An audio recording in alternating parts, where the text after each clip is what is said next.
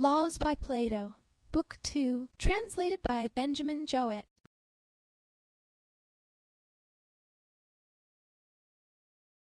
And now we have to consider whether the insight into human nature is the only benefit derived from well-ordered potations, or whether there are not other advantages great and much to be desired. The argument seems to imply that there are, but how and in what way these are to be attained will have to be considered attentively, or we may be entangled in error. Proceed. Let me once more recall our doctrine of right education, which, if I am not mistaken, depends on the due regulation of convivial intercourse. You talk rather grandly. Pleasure and pain I maintain to be the first perceptions of children, and I say that they are the forms under which virtue and vice are originally present to them. As to wisdom and true and fixed opinions, happy is the man who acquires them, even when declining in years, and we may say that he who possesses them, and the blessings which are contained in them, is a perfect man.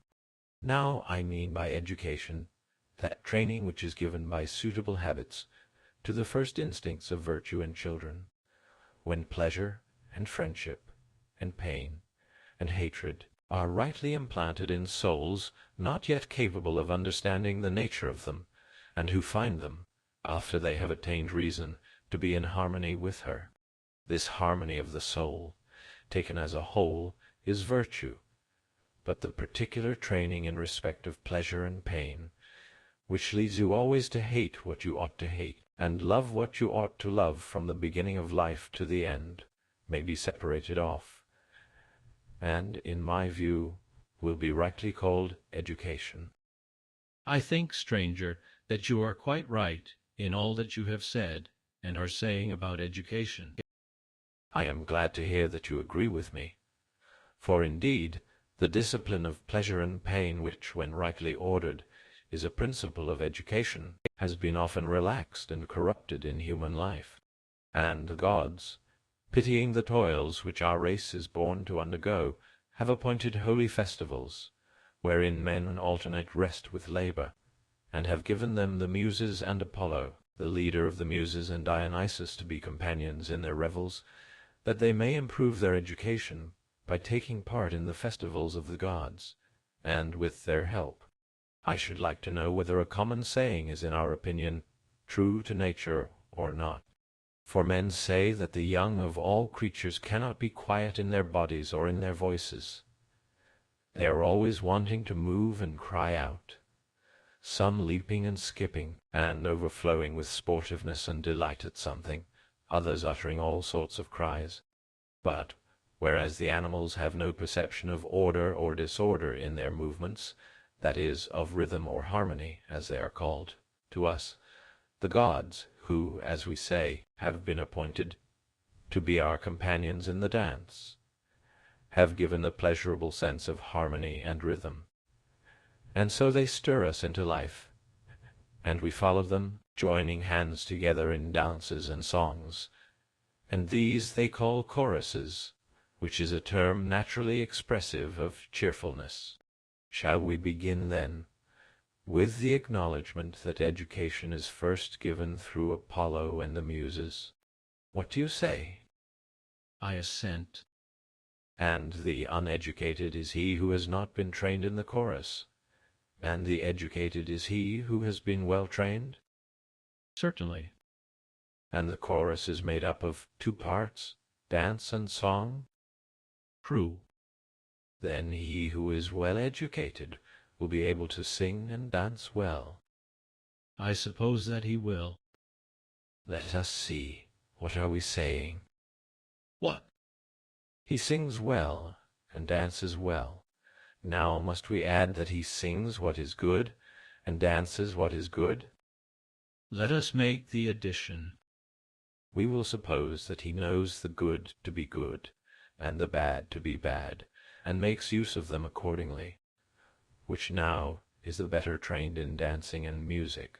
He who is able to move his body and to use his voice in what is understood to be the right manner, but has no delight in good or hatred of evil, or he who is incorrect in gesture and voice, but is right in his sense of pleasure and pain, and welcomes what is good, and is offended at what is evil? There is a great difference, stranger, in the two kinds of education. If we three know what is good in song and dance, then we truly know also who is educated, and who is uneducated. But if not, then we certainly shall not know wherein lies the safeguard of education, and whether there is any or not. True. Let us follow the scent like hounds, and go in pursuit of beauty of figure and melody and song and dance. If these escape us, there will be no use in talking about true education, whether Hellenic or barbarian. Yes. And what is beauty of figure, or beautiful melody, when a manly soul is in trouble, and when a cowardly soul is in similar case? Are they likely to use the same figures and gestures, or to give utterance to the same sounds? How can they, when the very colors of their faces differ? Good, my friend. I may observe, however, in passing, that in music there certainly are figures, and there are melodies, and music is concerned with harmony and rhythm, so that you may speak of a melody or figure having good rhythm or good harmony. The term is correct enough, but to speak metaphorically of a melody or figure having a good color, as the masters of choruses do, is not allowable, although you can speak of the melodies or figures of the brave and the coward, praising the one and censuring the other. And, not to be tedious, let us say that the figures and melodies which are expressive of virtue of soul or body, or of images of virtue, are without exception good, and those which are expressive of vice are the reverse of good. Your suggestion is excellent, and let us answer that these things are so. Once more, are all of us equally delighted with every sort of dance? Far otherwise. What, then, leads us astray? Are beautiful things not the same to us all, or are they the same in themselves, but not in our opinion of them? For no one will admit that forms of vice in the dance are more beautiful than forms of virtue, or that he himself delights in the forms of vice, and others in a muse of another character. And yet most persons say that the excellence of music is to give pleasure to our souls. But this is intolerable and blasphemous. There is, however, a much more plausible account of the delusion. What? The adaptation of art to the characters of men. Choric movements are imitations of manners occurring in various actions, fortunes, dispositions. Each particular is imitated, and those to whom the words, or songs, or dances are suited, either by nature or habit or both, cannot help feeling pleasure in them and applauding them, and calling them beautiful. But those whose natures, or ways, or habits are unsuited to them cannot delight in them or applaud them, and they call them base. There are others, again, whose natures are right, and their habits wrong, or whose habits are right, and their natures wrong, and they praise one thing, but are pleased at another. For they say that all these imitations are pleasant, but not good. And in the presence of those whom they think wise, they are ashamed of dancing and singing in the baser manner, or of deliberately lending any countenance to such proceedings, and yet they have a secret pleasure in them. Very true. And is any harm done to the lover of vicious dances or songs, or any good done to the approver of the opposite sort of pleasure? I think that there is. I think is not the word, but I would say, rather, I am certain. For must they not have the same effect as when a man associates with bad characters whom he likes and approves rather than dislikes, and only censures playfully because he has a suspicion of his own badness? In that case, he who takes pleasure in them will surely become like those in whom he takes pleasure, even though he be ashamed to praise them.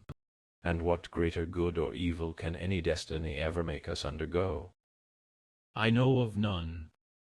Then, in a city which has good laws, or in future ages, is to have them, bearing in mind the instruction and amusement which are given by music, can we suppose that the poets are to be allowed to teach in the dance anything which they themselves like, in the way of rhythm or melody, or words, to the young children of any well-conditioned parents? Is the poet to train his choruses as he pleases, without reference to virtue or vice? That is surely quite unreasonable, and is not to be thought of. And yet he may do this in almost any state, with the exception of Egypt. And what are the laws about music and dancing in Egypt? You will wonder when I tell you, long ago, they appear to have recognized the very principle of which we are now speaking, that their young citizens must be habituated to forms and strains of virtue. These they fixed, and exhibited the patterns of them in their temples, and no painter or artist is allowed to innovate upon them, or to leave the traditional forms and invent new ones. To this day, no alteration is allowed either in these arts, or in music at all, and you will find that their works of art are painted or molded in the same forms which they had 10,000 years ago. This is literally true, and no exaggeration. Their ancient paintings and sculptures are not a whit better or worse than the work of today, but are made with just the same skill. How extraordinary! I should rather say how statesmanlike, how worthy of a legislator. I know that other things in Egypt are not so well, but what I am telling you about music is true and deserving of consideration, because showing that a lawgiver may institute melodies which have a natural truth and correctness without any fear of failure. To do this, however, must be the work of God, or of a divine person. In Egypt they have a tradition that their ancient chants, which have been preserved for so many ages, are the composition of the goddess Isis. And therefore, as I was saying, if a person can only find in any way the natural melodies, he may confidently embody them in a fixed and legal form. For the love of novelty which arises out of pleasure in the new and weariness of the old has not strength enough to corrupt the consecrated song and dance, under the plea that they have become antiquated. At any rate, they are far from being corrupted in Egypt. Your arguments seem to prove your point. May we not confidently say that the true use of music and of choral festivities is as follows: we rejoice when we think that we prosper, and again we think that we prosper when we rejoice? Exactly. And when rejoicing in our good fortune we are unable to be still? True. Our young men break forth into dancing and singing, and we, who are their elders, deem that we are fulfilling our part in life when we look on at them. Having lost our agility, we delight in their sports and merrymaking, because we love to think of our former selves, and gladly institute contests for those who are able to awaken in us the memory of our youth. Very true. Is it altogether unmeaning to say, as the common people do about festivals, that he should be adjudged the wisest of men, and the winner of the palm, who gives us the greatest amount of pleasure and mirth? For on such occasions, and when mirth is the order of the day, ought not he to be honored most, and, as I was saying, bear the palm, who gives most mirth to the greatest number? Now, is this a true way of speaking or of acting? Possibly. But, my dear friend, let us distinguish between different cases, and not be hasty in forming a judgment. One way of considering the question will be to imagine a festival at which there are entertainments of all sorts, including gymnastic, musical, and equestrian contests. The citizens are assembled, prizes are offered, and proclamation is made that anyone who likes may enter the lists, and that he is to bear the palm who gives the most pleasure to the spectators. There is to be no regulation about the manner how, but he who is most successful in giving pleasure is to be crowned victor, and deemed to be the pleasantest of the candidates. What is likely to be the result of such a proclamation? In what respect? There would be various exhibitions. One man, like Homer, will exhibit a rhapsody, another a performance on the lute. One will have a tragedy, and another a comedy. Nor would there be anything astonishing in someone imagining that he could gain the prize by exhibiting a puppet show. Suppose these competitors to meet, and not these only, but innumerable others as well. Can you tell me who ought to be the victor? I do not see how anyone can answer you, or pretend to know, unless he has heard with his own ears the several competitors. The question is absurd. Well then, if neither of you can answer, shall I answer this question which you deem so absurd? By all means. If very small children are to determine the question, they will decide for the puppet show. Of course. The older children will be advocates of comedy. Educated women and young men, and people in general, will favor tragedy. Very likely. And I believe that we old men would have the greatest pleasure in hearing a rhapsodist recite well the Iliad and Odyssey, or one of the Hesiodic poems, and would award the victory to him. But who would really be the victor? That is the question. Yes. Clearly you and I will have to declare that those whom we old men adjudge victors ought to win, for our ways are far and away better than any which at present exist anywhere in the world. Certainly. Thus far I too should agree with the many, that the excellence of music is to be measured by pleasure, but the pleasure must not be that of chance persons. The fairest music is that which delights the best and best educated, and especially that which delights the one man who is preeminent in virtue and education. And therefore the judges must be men of character, for they will require both wisdom and courage. The true judge must not draw his inspiration from the theatre, nor ought he to be unnerved by the clamour of the many and his own incapacity. Nor again, knowing the truth, ought he through cowardice and unmanliness carelessly to deliver a lying judgment with the very same lips which have just appealed to the gods before he judged. He is sitting not as the disciple of the theatre, but in his proper place, as their instructor, and he ought to be the enemy of all pandering to the pleasure of the spectators. The ancient and common custom of Hellas, which still prevails in Italy and Sicily, did certainly leave the judgment to the body of spectators, who determined the victor by show of hands.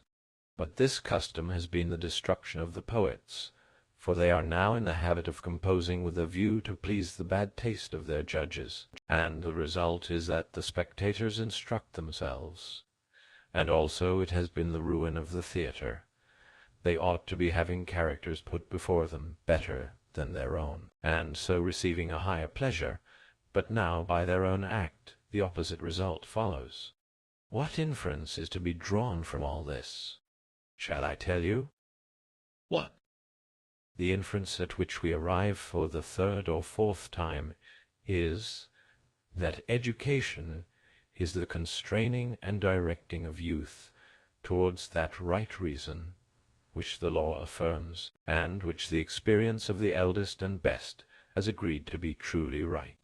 In order, then, that the soul of the child may not be habituated to feel joy and sorrow in a manner at variance with the law, and those who obey the law, but may rather follow the law, and rejoice and sorrow at the same things as the aged. In order, I say, to produce this effect, chants appear to have been invented, which really enchant, and are designed to implant that harmony of which we speak. And because the mind of the child is incapable of enduring serious training, they are called plays and songs, and are performed in play, just as when men are sick and ailing in their bodies, their attendants give them wholesome diet in pleasant meats and drinks, but unwholesome diet in disagreeable things, in order that they may learn as they ought to like the one and to dislike the other. And similarly the true legislator will persuade, and if he cannot persuade, will compel the poet to express, as he ought, by fair and noble words, in his rhythms, the figures, and in his melodies, the music of temperate and brave, and in every way good men. But do you really imagine, stranger, that this is the way in which poets generally compose in states at the present day? As far as I can observe, except among us and among the Lacedaemonians, there are no regulations like those of which you speak. In other places, novelties are always being introduced in dancing and in music, generally not under the authority of any law, but at the instigation of lawless pleasures. And these pleasures are so far from being the same, as you describe the Egyptian to be, or having the same principles, that they are never the same. Most true, Cleinias, and I dare say that I may have expressed myself obscurely, and so led you to imagine that I was speaking of some really existing state of things, whereas I was only saying what regulations I would like to have about music, and hence there occurred a misapprehension on your part. For when evils are far gone and irremediable, the task of censoring them is never pleasant, although at times necessary. But as we do not really differ, will you let me ask you whether you consider such institutions to be more prevalent among the Cretans and Lacedaemonians than among the other Hellenes? Certainly they are. And if they were extended to the other Hellenes, would it be an improvement on the present state of things? A very great improvement, if the customs which prevail among them were such as prevail among us and the Lacedaemonians, and such as you were just now saying ought to prevail. Let us see whether we understand one another. Are not the principles of education and music which prevail among you as follows?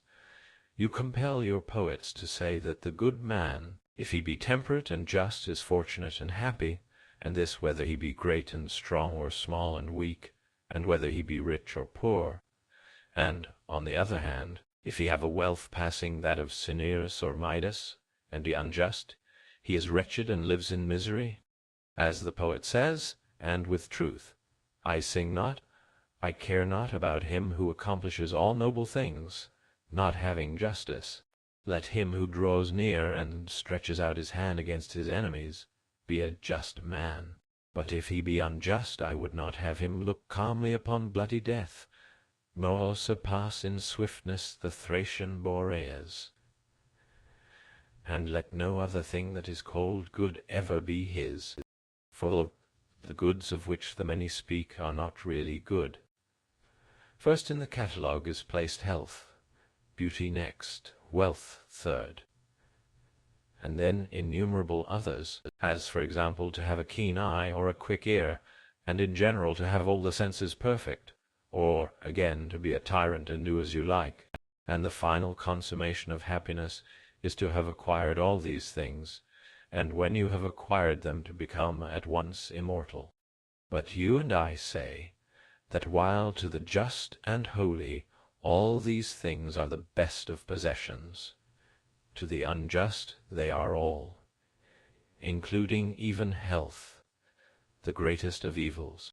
For in truth, to have sight and hearing, and the use of the senses, or to live at all without justice and virtue, even though a man be rich in all the so-called goods of fortune, is the greatest of evils if life be immortal, but not so great if the bad man lives only a very short time. These are the truths which, if I am not mistaken, you will persuade or compel your poets to utter with suitable accompaniments of harmony and rhythm, and in these they must train up your youth. Am I not right? For I plainly declare that evils, as they are termed, are goods to the unjust, and only evils to the just, and that goods are truly good to the good, but evil to the evil. Let me ask again, are you and I agreed about this? I think that we partly agree and partly do not. When a man has health and wealth and a tyranny which lasts, and when he is preeminent in strength and courage, and has the gift of immortality, and none of the so-called evils which counterbalance these goods, but only the injustice and insolence of his own nature.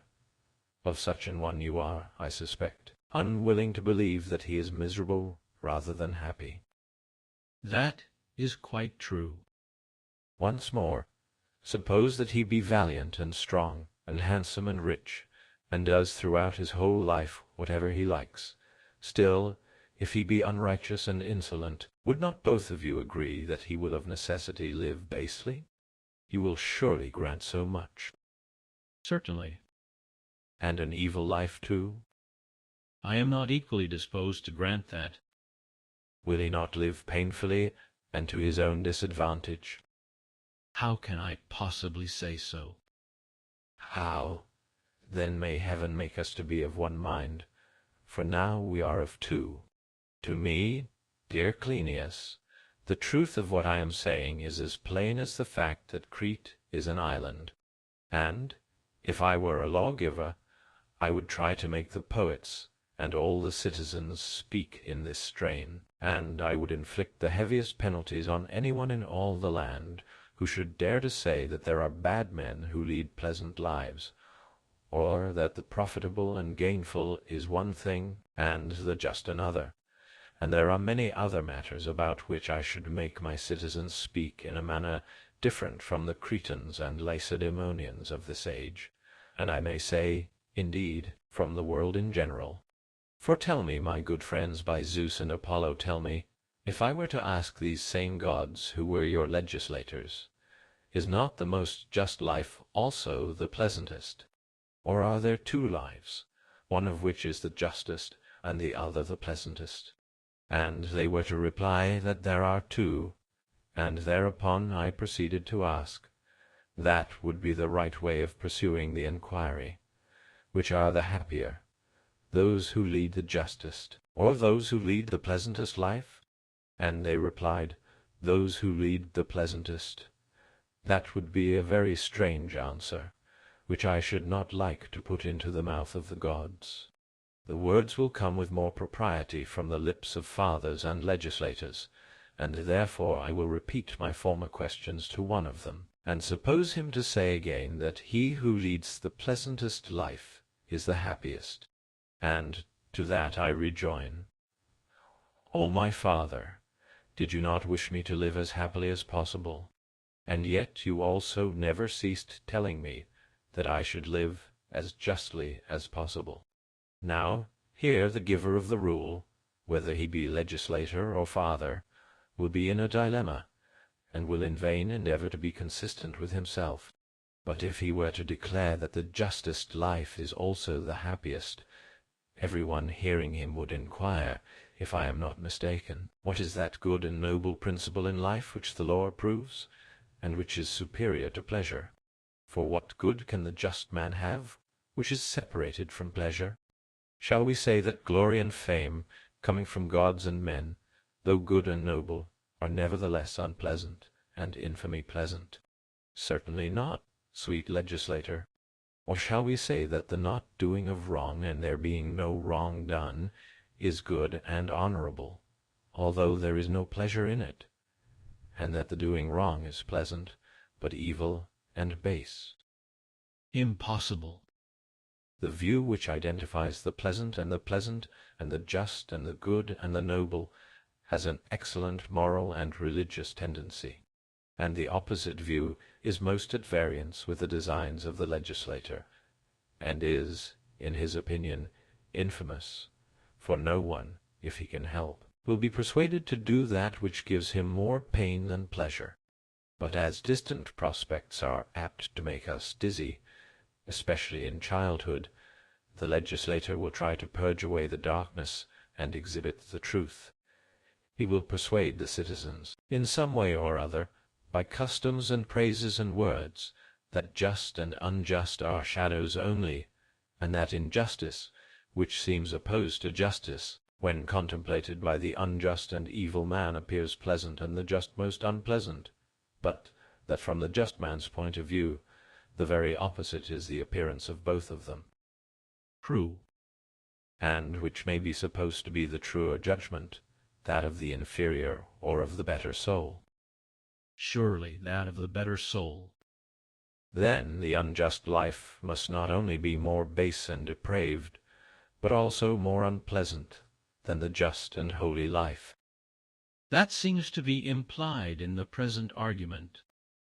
And even supposing this were otherwise, and not as the argument has proven, still the lawgiver, who is worth anything, if he ever ventures to tell a lie to the young for their good, could not invent a more useful lie than this, or one which will have a better effect in making them do what is right, not on compulsion but voluntarily. Truth, stranger, is a noble thing and a lasting, but a thing of which men are hard to be persuaded. And yet the story of the Sidonian Cadmus, which is so improbable, has been readily believed, and also innumerable other tales. What is that story?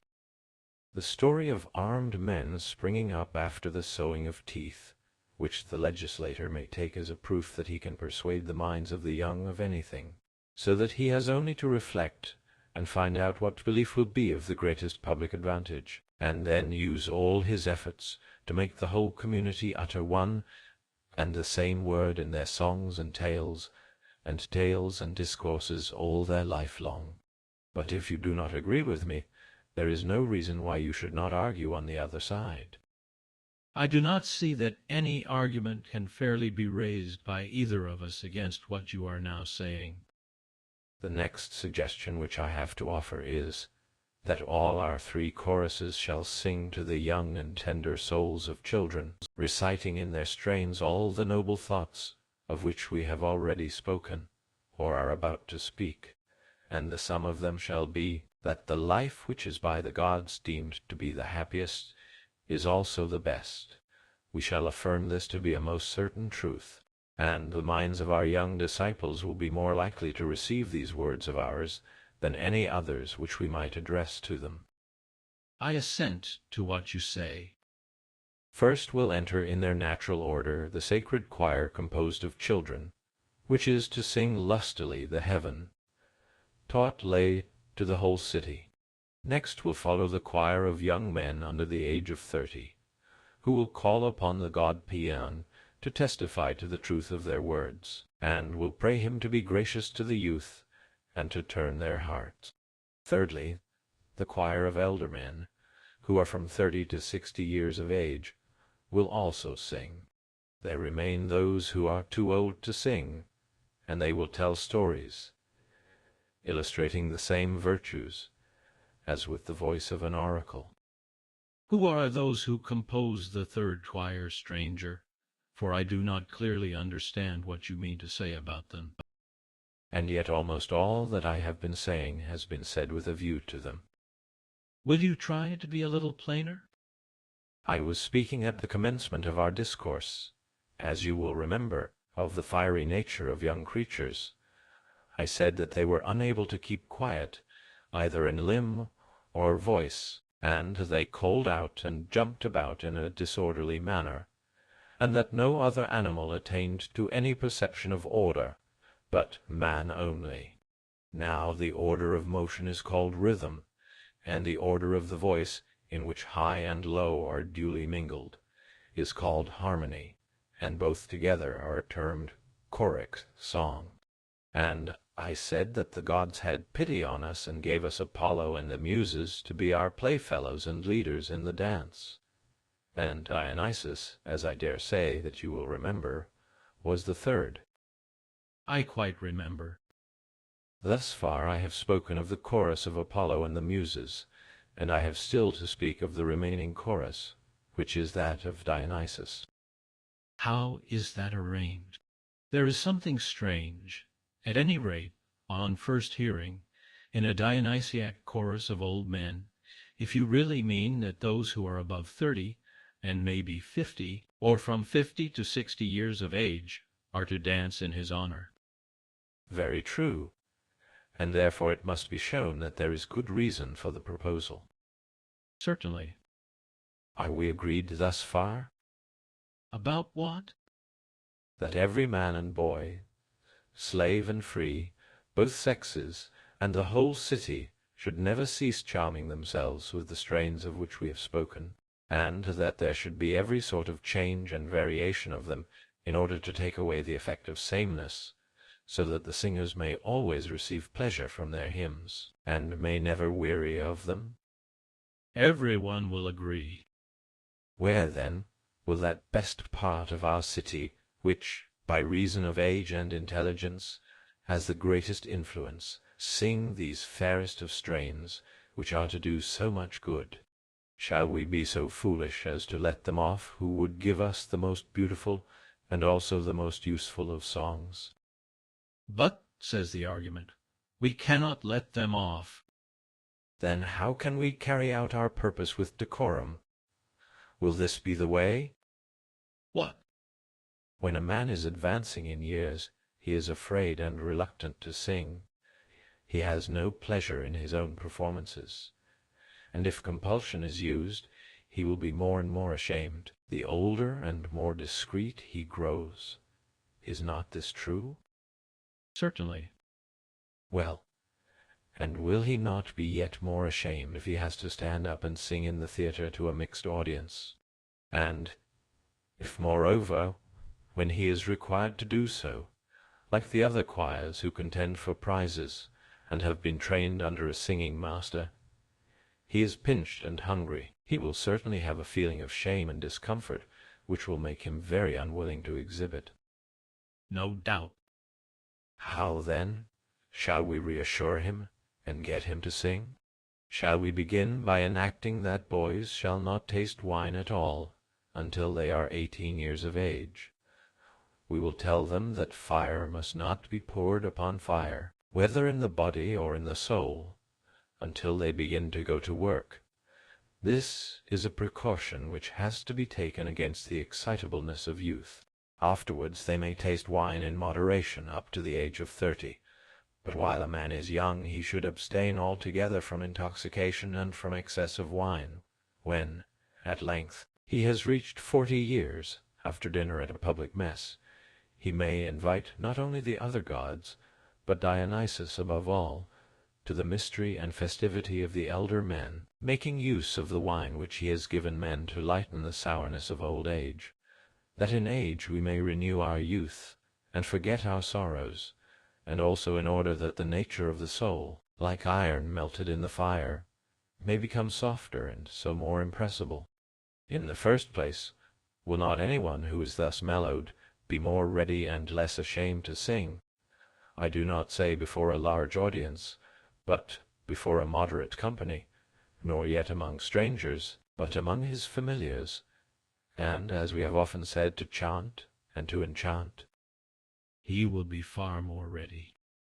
There will be no impropriety in our using such a method of persuading them to join with us in song. None at all. And what strain will they sing, and what muse will they hymn? The strain should clearly be one suitable to them. Certainly. And what strain is suitable for heroes? Shall they sing a choric strain? Truly, stranger, we of Crete and Lacedaemon know no strain other than that which we have learnt and been accustomed to sing in our chorus.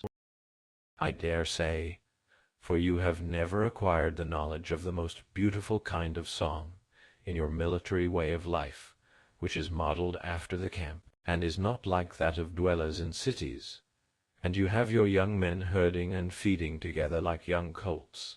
No one takes his own individual colt and drags him away from his fellows against his will, raging and foaming, and gives him a groom to attend to him alone, and trains and rubs him down privately, and gives him the qualities in education which will make him not only a good soldier, but also a governor of a state and of cities.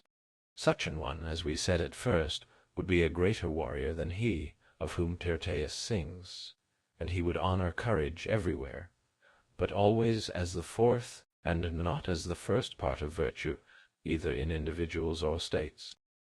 Once more, stranger, I must complain that you depreciate our lawgivers. Not intentionally, if at all, my good friend, but whither the argument leads, thither let us follow.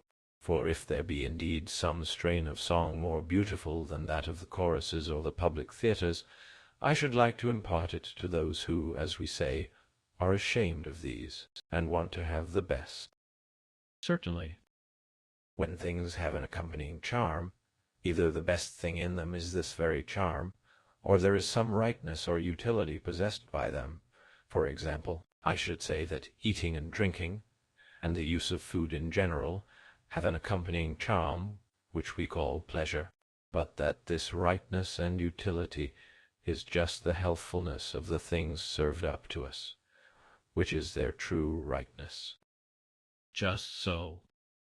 Thus, too, I should say that learning has a certain accompanying charm, which is the pleasure, but that the right and the profitable, the good and the noble, are qualities which the truth gives to it. Exactly. And so in the imitative arts, if they succeed in making likenesses, and are accompanied by pleasure, may not their works be said to have a charm? Yes.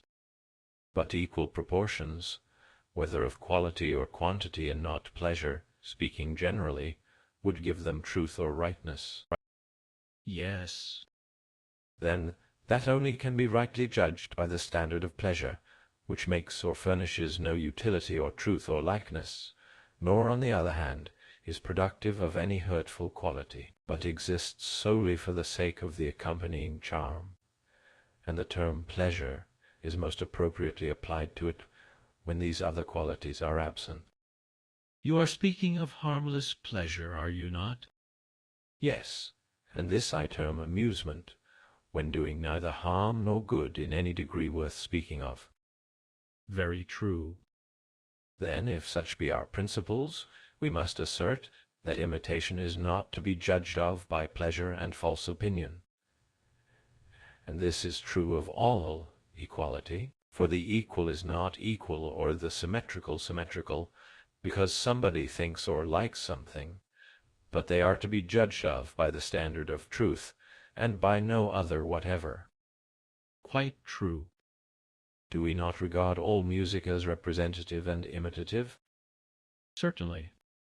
Then, when anyone says that music is to be judged of by pleasure, his doctrine cannot be admitted, and if there be any music of which pleasure is the criterion, such music is not to be sought out or deemed to have any real excellence, but only that other kind of music, which is an imitation of the good. Very true. And those who seek for the best kind of song and music ought not to seek for that which is pleasant, but for that which is true. And the truth of imitation consists, as we were saying, in rendering the thing imitated according to quantity and quality. Certainly. And everyone will admit that musical compositions are all imitative and representative. Will not poets and spectators and actors all agree in this? They will. Surely then he who would judge correctly must know what each composition is, for if he does not know what is the character and meaning of the piece, and what it represents, he will never discern whether the intention is true or false. Certainly not.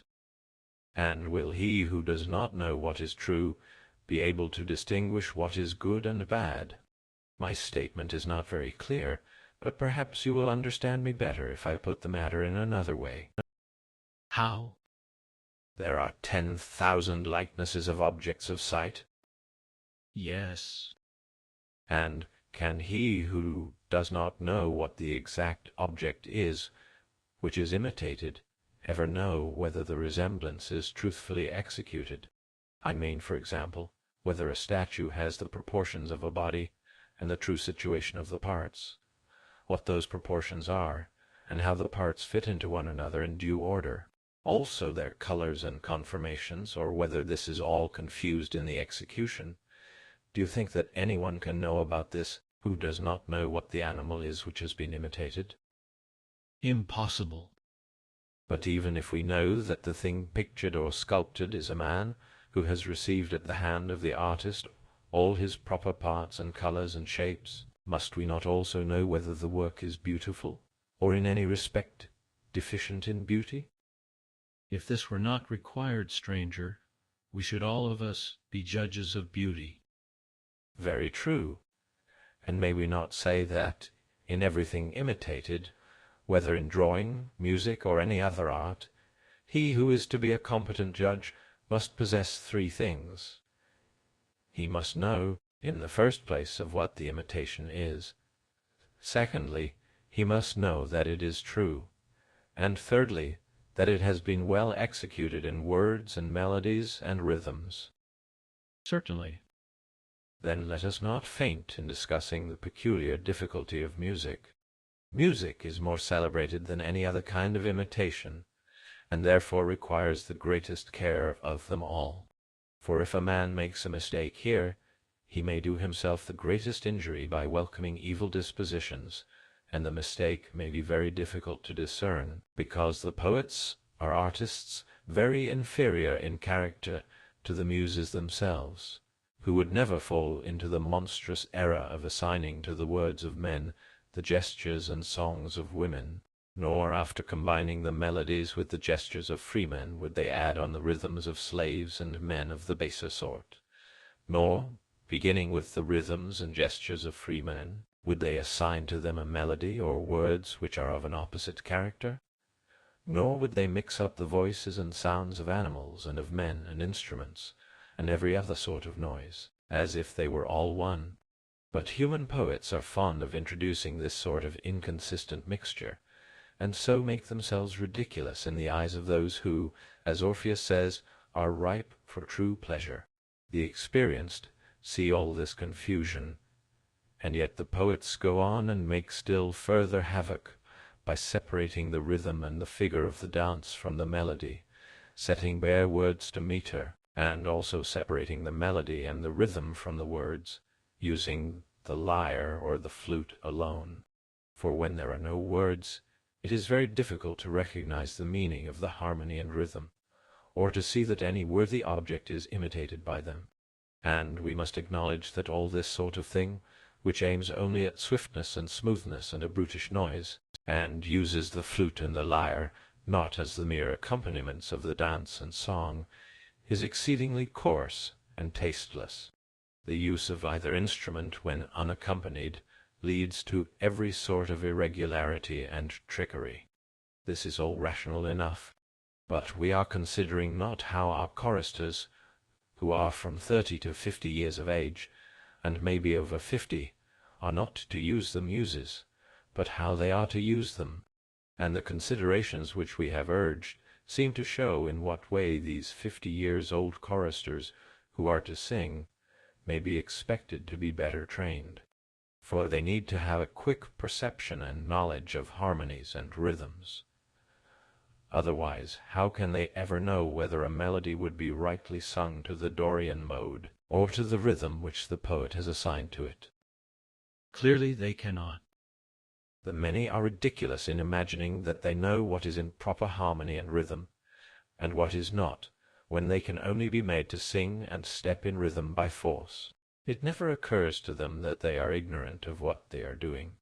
Now every melody is right when it has suitable harmony and rhythm, and wrong when unsuitable. That is most certain. But can a man who does not know a thing, as we were saying, know that the thing is right? Impossible.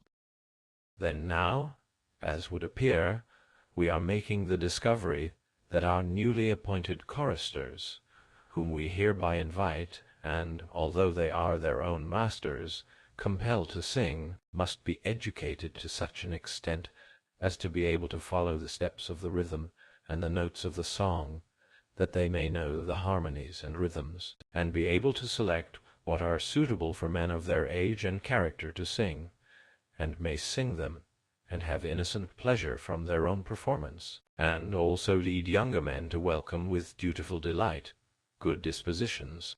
Having such training, they will attain a more accurate knowledge than falls to the lot of the common people, or even of the poets themselves.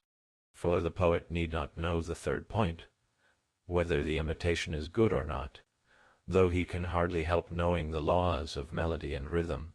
But the aged chorus must know all the three, that they may choose the best, and that which is nearest to the best, for otherwise they will never be able to charm the souls of young men in the way of virtue. And now the original design of the argument, which was intended to bring eloquent aid to the chorus of Dionysus, has been accomplished to the best of our ability, and let us see whether we were right. I should imagine that a drinking assembly is likely to become more and more tumultuous as the drinking goes on.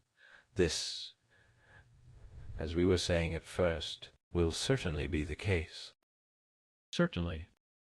Every man has a more than natural elevation. His heart is glad within him, and he will say anything, and will be restrained by nobody at such a time. He fancies that he is able to rule over himself and all mankind. Quite true.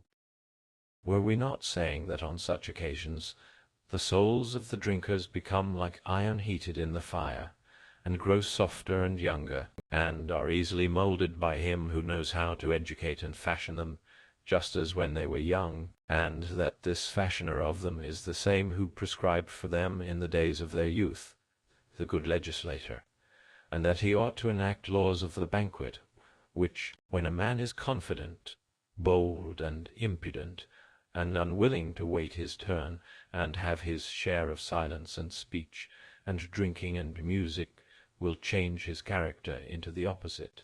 Such laws as will infuse into him a just and noble fear, which will take up arms at the approach of insolence, being that divine fear which we have called reverence and shame.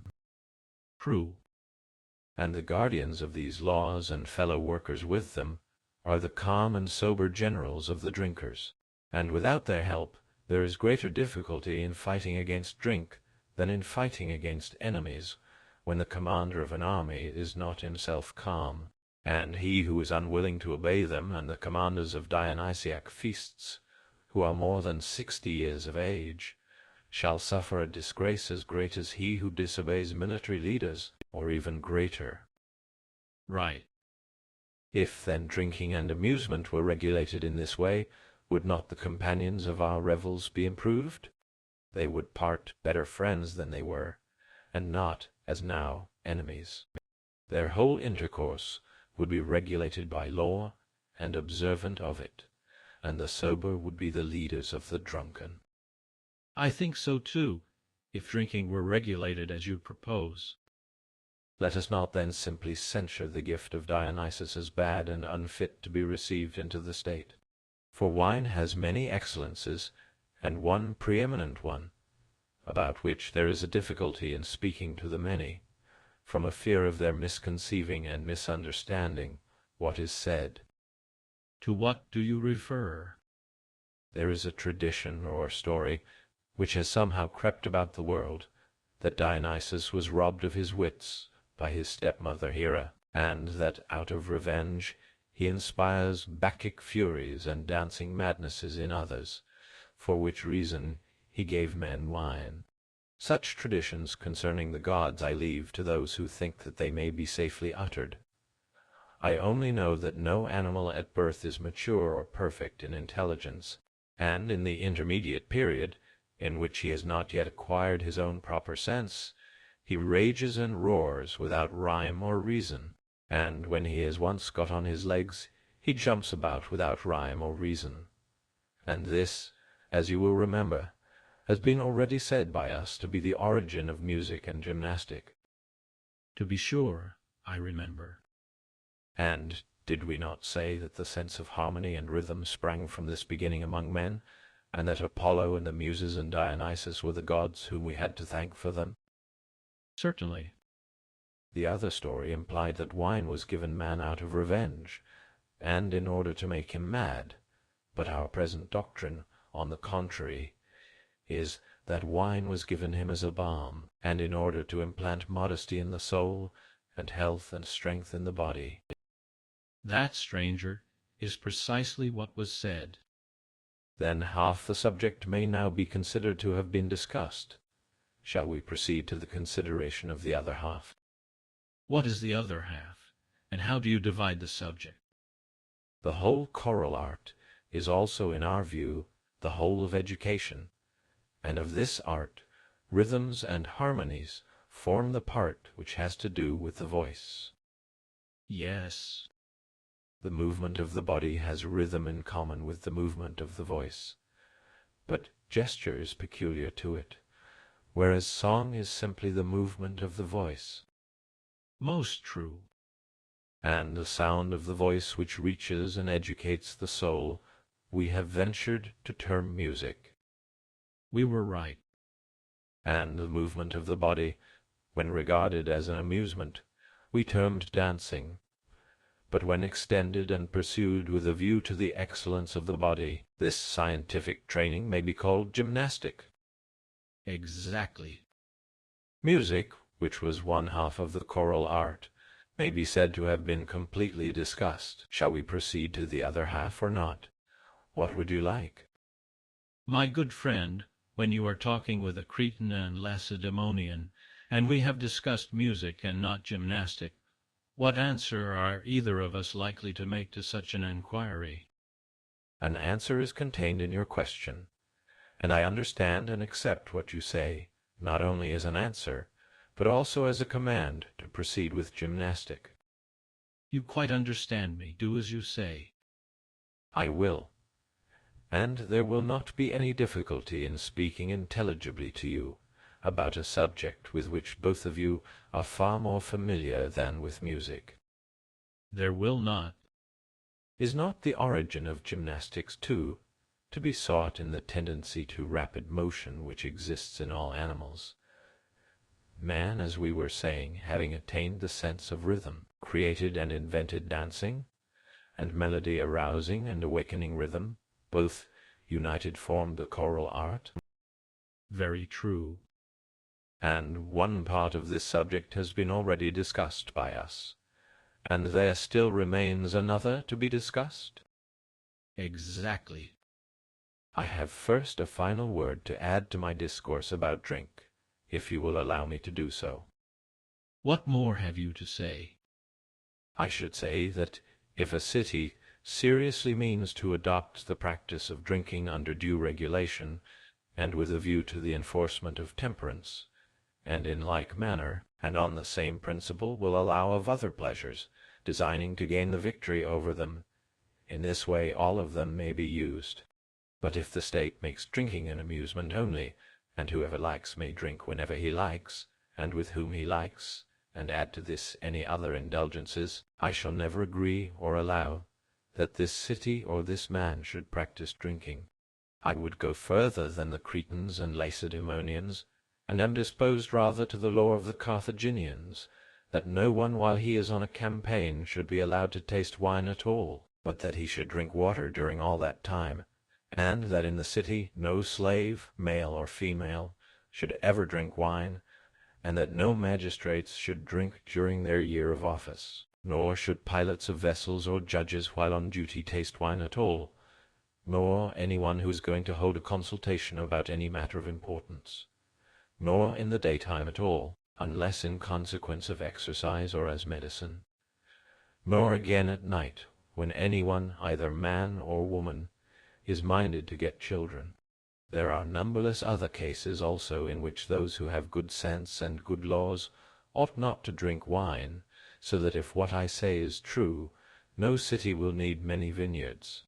Their husbandry, and their way of life in general, will follow an appointed order, and their cultivation of the vine will be the most limited and the least common of their employments.